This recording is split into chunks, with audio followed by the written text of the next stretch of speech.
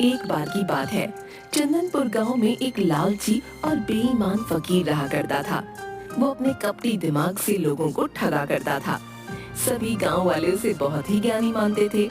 वो गांव वालों को बेवकूफ बनाकर जो भी उसे धन मिलता उसे अपने पास एक पोटली में रखता था।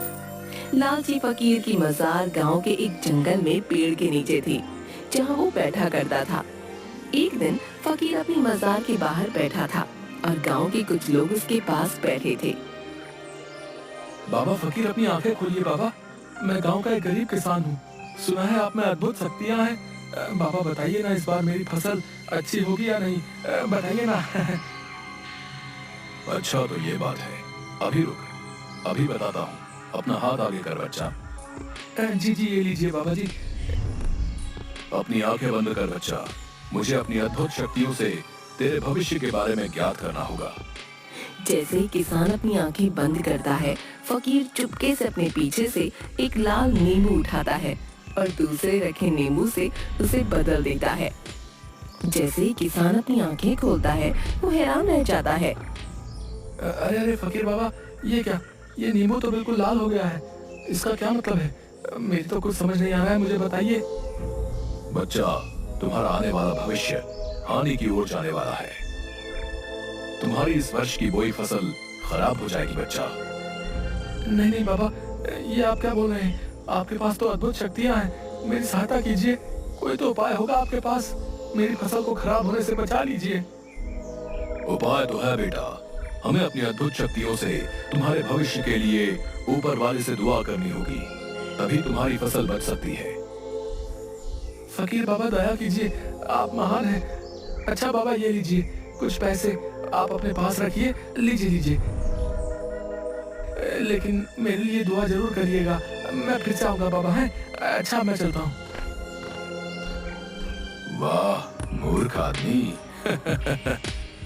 लेकिन मुझे क्या, मुझे तो ये धन ही देकर गया। आज तो गर्मा गर्म मुर्गी पका कर खाऊंगा। थोड़ी देर बाद फकीर जंगल में बड़े चाव से बनाई अपनी मुर्गी खाता है। अरे वाह वाह वाह, मजा ही आ गया। वाह क्या स्वाद था, आत्मा को शांति मिल गई। कितने दिन से वही मामूली सा भोजन करके सड़ ही गया था मैं, लेकिन आज मजा ही आ गया। अच्छा, अब सो जाता हूँ। सुबह फिर से इन गांव के लोगों को बेवकूफ भी तो बनाना है। बेचारे मूर्ख गांव वाले समझते हैं मैं कोई ज्ञानी फकीर हूँ जिसके पास अद्भुत शक्तियां हैं।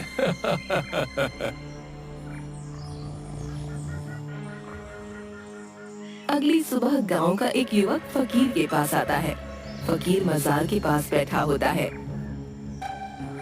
फकीर बाबा की जय हो। बाबा की जय हो बाबा। बाबा, मैं आपके दर्शन के लिए पास वाले गांव से आया हूँ बाबा। मैं एक बनिया हूँ और आपके लिए कुछ अनाज की बोरियां लाया हूँ। सुना है आपके पास अद्भुत शक्तियां हैं। बाबा, मुझे आशीर्वाद दीजिए। मेरे घर धन की कभी कोई कमी नहीं आए। ऐसा ही होगा बच्चा।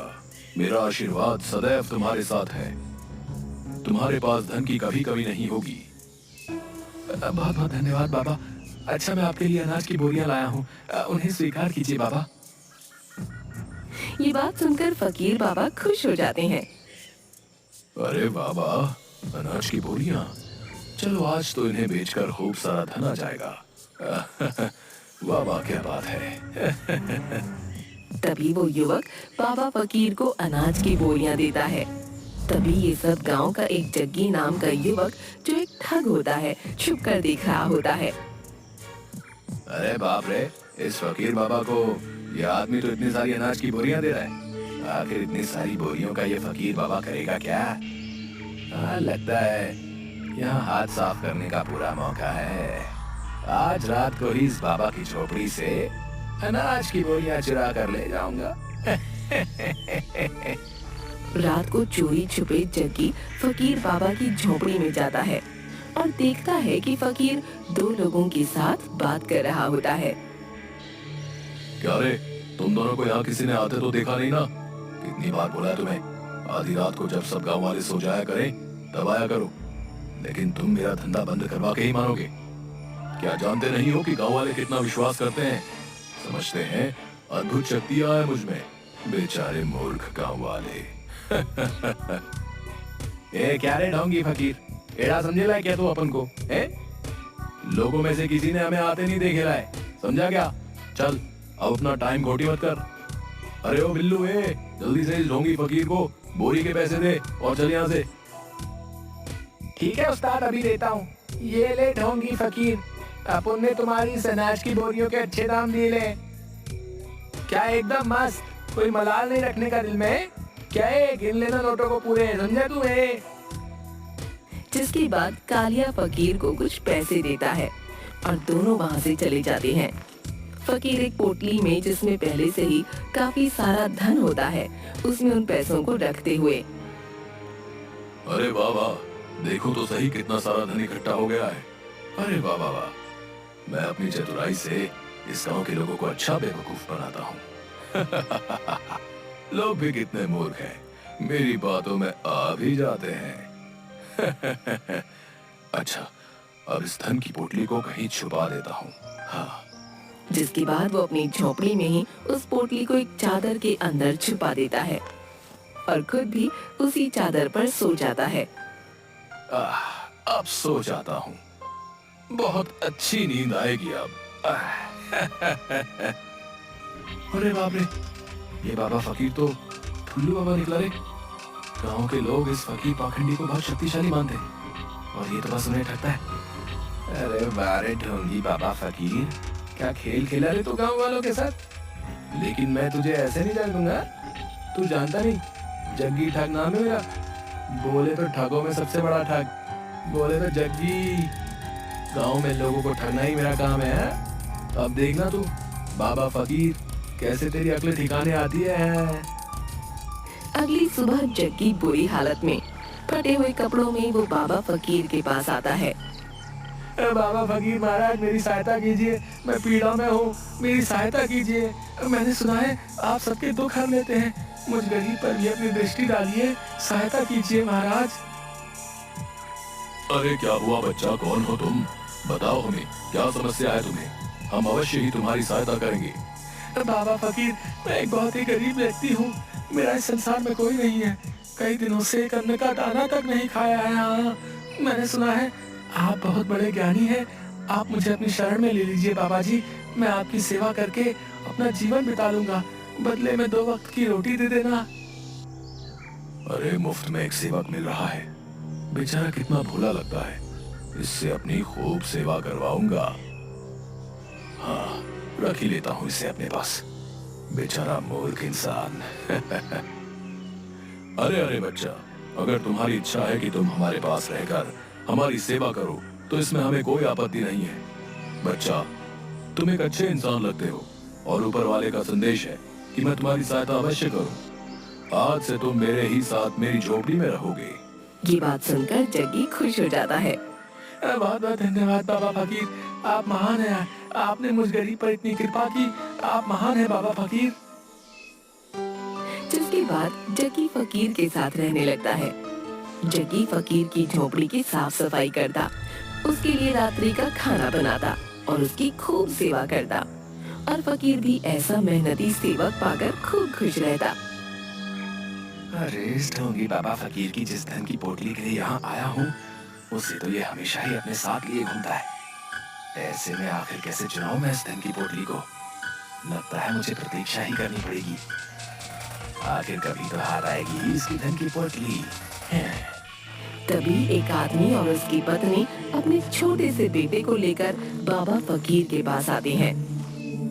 बाबा फकीर, देखिए तो जरा मेरे बेटे को क्या हो गया है, भोजन करते करते अचानक से मूर्छित होकर गिर गया है।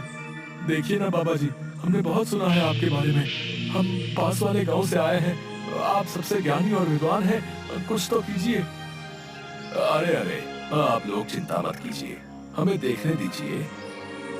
तभी फकीर उसे देखता है और अपनी झोपड़ी में जाता है। झोपड़ी में से एक पेड़ का पत्ता लेकर आता है और बच्चे के मुंह में रख देता है।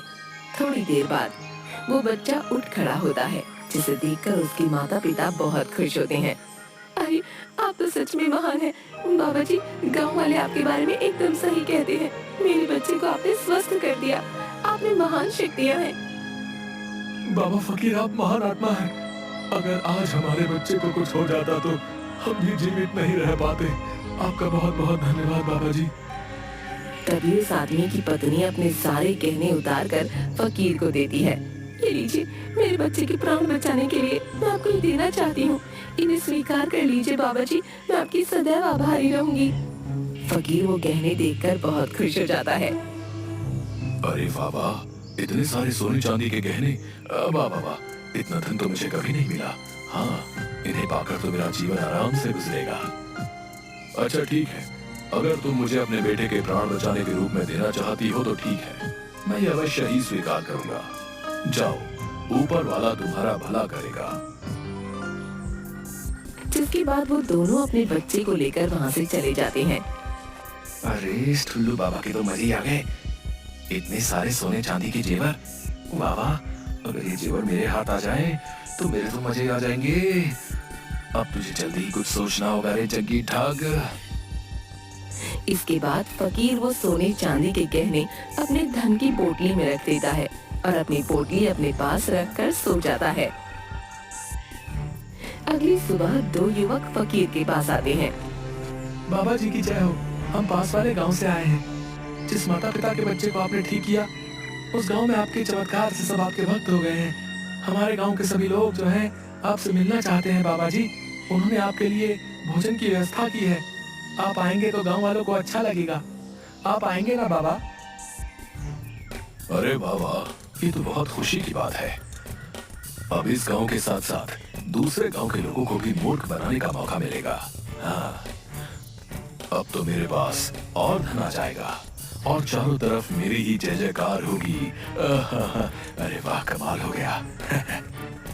अच्छा अच्छा ठीक है, अगर तुम्हारे गांव वालों की यही इच्छा है तो हम कल सुबह तुम्हारे गांव अवश्य आएंगे। जो आ गया बाबा फकीर। अच्छा, अब हम चलते हैं। जिसके बाद वो दोनों वहाँ से चले जाते हैं। अरे बाबा फकीर जी, क्या सच में सुबह पास वाले गांव में जाएंगे आप? लेकिन बाबा फकीर, आप तो कभी अपनी इस मजाक से बाहर नहीं जाते हैं। अरे मूर्ख, ये सच है, हम कहीं नहीं जाते। लेकिन पास वाले गांव के लोगों ने हमें बहुत प्यार और आदर के साथ आमंत्रित किया है। ऐसे में हमें ऊपर वाले का आदेश है, हम वहां अवश्य ही जाएं। इसलिए हम कल सुबह ही पास वाले गांव के लिए निकल जाएंगे और तुम भी हमारे साथ ही चलोगे। जग्गी ये बात सुनकर थोड़ा हैरान हो जाता है। क्या आप मुझे भी अपने साथ ले जाना चाहते हैं? जो आपका आदेश बाबा फकीर, मैं आपके साथ अवश्य ही चलूंगा। हाँ। जिसके बाद अगली सुबह फकीर अपनी धन की पोटली अपने साथ लिए जग्गी के साथ पास के गांव जाने के लिए निकल पड़ते हैं। वो जंगल के रास्ते से जा रहे होते हैं। काफी दूर पैदल चलते हुए अचानक से फकीर का पाँव एक गड्ढे में फिसल जाता है और वो उस गड्ढे में गिर जाता है। गड्ढे में गिरते ही सारी मिट्टी फकीर के शरीर पर लग जाती है। अरे बाबा फकीर, गड्ढे में गिरने की वजह से आपके पूरे शरीर पर मिट्टी चिपक गई है। अगर ऐसे में लोग आपको देखेंगे तो पहचान नहीं पाएंगे। यहीं पास में ही एक नदी है, आप वहां चलकर स्नान कर लीजिए। कितनी बदबू भी आ रही है। नहीं नहीं, मैं स्नान नहीं कर सकता। मेरे पास धन की पोटली है। स्नान करूंगा तो सारा धन नदी के पानी की वजह से व्यर्थ हो जाएगा। नहीं नहीं, मैं ऐसे ही आगे जाऊंगा। अरे बाबा फकीर, आप अपनी स्थिति को तो देखिए, मैं ही आपको नहीं पहचान पा रहा हूँ। कहीं ऐसा ना हो कि पास वाले गांव के सभी लोग आपको देखते ही भयभीत हो जाएं। नहीं नहीं बाबा फकीर, मुझे लगता है आपको स्नान कर ही लेना चाहिए। जग्गी की ऐसी बातें सुनकर फकीर सोच में पड़ जाता है। अच्छा तो ठीक है, अगर तुम चाहते हो कि हम स्नान करें तो हम अवश्य ही स्नान करेंगे। चलो नदी के पास ले चलो हमें। जैसी बाबा जी आपकी आज्ञा, चलिए मेरे साथ। जिसके बाद दोनों एक नदी के पास जाते हैं। ये देखिए बाबा जी, ये रही नदी, कर लीजिए स्नान। अच्छा ठीक है, लेकिन पहले मैं अपनी धन की पोटली को कहीं छिपा देता हूँ। हाँ। इसके बाद फकीर को एक बहुत बड़ा पत्थर दिखता है। हाँ, ये जगह ठीक रहेगी धन की पोटली छिपाने के लिए। वो उस पत्थर के पीछे धन की पोटली छुपा देता हूँ।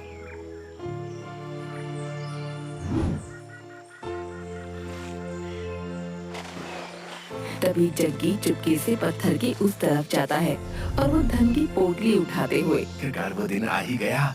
मैं तो थक ही गया था इस ढोंगी फकीर की सेवा कर करके। वाह वाह, कितना सारा धन हाथ आ ही गया। हाय, कितना सारा धन है। अब पता चलेगा इस ढोंगी को। बहुत सेवा कराई है ना मुझसे, अब आएगा मजा है। बोले तो रोनी टोनी ठगों में सबसे बड़ा ठग बोले तो जग्गी ही है। इससे पहले वो ढोंगी आ जाए, मुझे यहाँ से निकलना होगा। और जग्गी धन की पोटली लेकर वहाँ से भाग जाता है। तभी फकीर नदी से बाहर निकल कर आता है। अरे बाबा, स्नान करके तो बहुत संतुष्टि मिली। नदी का पानी तो बहुत ही शीतल था। आनंद ही आ गया। वाह, मजा ही आ गया। फकीर आसपास देखता है लेकिन जग्गी उसे कहीं नहीं दिखता और फकीर घबरा जाता है। वो ये देखकर हैरान हो जाता है कि उसकी धन की पोटली भी वहाँ नहीं है और वो समझ जाता है कि जग्गी उसकी धन की पोटली लेकर भाग गया। हाय हाय, ये क्या हो गया। वर्षों से जो धन लोगों को मूर्ख बनाकर अर्जित किया था, वो कोई और मुझसे मूर्ख बनाकर ले गया। हाय हाय, ये क्या हो गया। लगता है ईश्वर ने मेरे ही किए की सजा मुझे दे दी है। हाय हाय, ये क्या हो गया। किसी ने सच ही कहा है, ठगी से अर्जित किया हुआ धन कभी काम नहीं आता, वो हमेशा मुसीबत का कारण बनता है।